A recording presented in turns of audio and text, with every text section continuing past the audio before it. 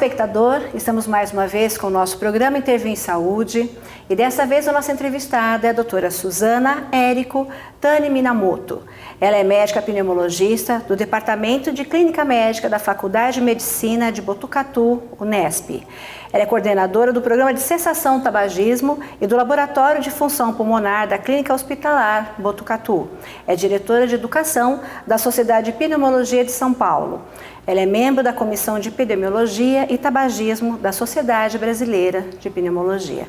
Suzana, é um prazer tê-la em nosso programa em nossa cidade. Prazer tê-la. É uma honra estar aqui. E gostaríamos muito de abordar um assunto muito frequente, né? Uma patologia muito frequente na nossa população, que é a pneumonia. Explica um pouquinho para nós o que é essa doença, por favor. Bem, a pneumonia, nos termos mais simples de se dizer, é um processo inflamatório, uma resposta de inflamação que o pulmão faz a agentes agressores, principalmente causados por bactérias, mas também não podemos deixar de lembrar que os vírus também podem cursar com pneumonia.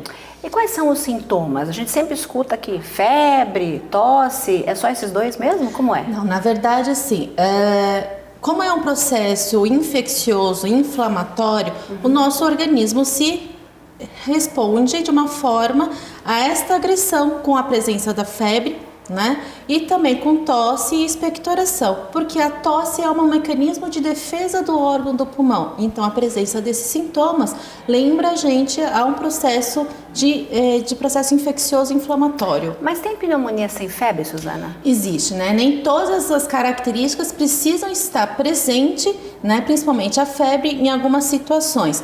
Mas o achado anormal no raio-x de tórax confirma aí a presença do processo infeccioso. E quais são os agentes mais frequentes? Nessa época do ano, a gente não pode esquecer principalmente o agente mais importante, que é o pneumococo, ou agente bacteriano, né? Dependendo das doenças que a pessoa possa ter, a gente tem que lembrar de outros agentes agressivos. E nas crianças, a gente também tem os vírus nessa época.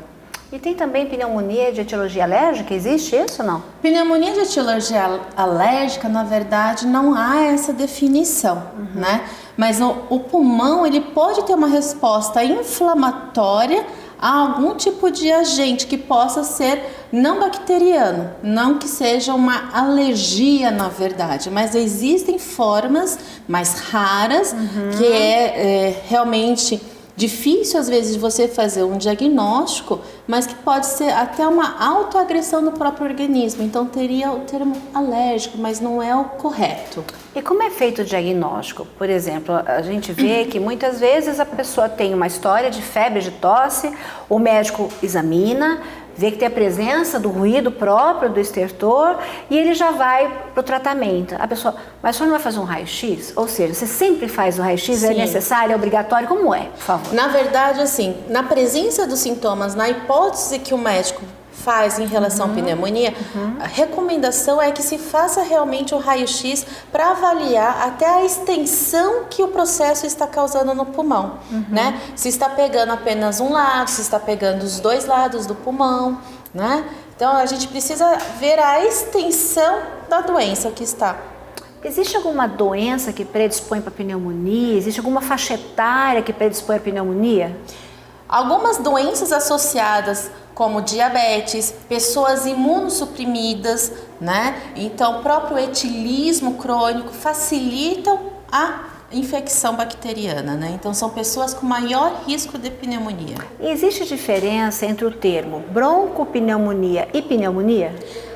Antigamente se usava muito esse termo de broncopneumonia, que era uma alteração histopatológica, certo, né? Mas hoje se usa comumente tanto na parte histológica e clínica como pneumonia. A broncopneumonia é uma pneumonia. E se usa ainda aquele termo pneumonia dupla, que a gente escuta muita pessoa, os pacientes falarem. Na verdade, assim, dependendo da gravidade, a pneumonia pode acometer ambos os lados do pulmão, tanto direito como esquerdo. E o tratamento? É sempre antibiótico? Sim, tratamento para pneumonia bacteriana precisa ter, sim, tratamento com antibióticos. Interna sempre, nem sempre? Como é?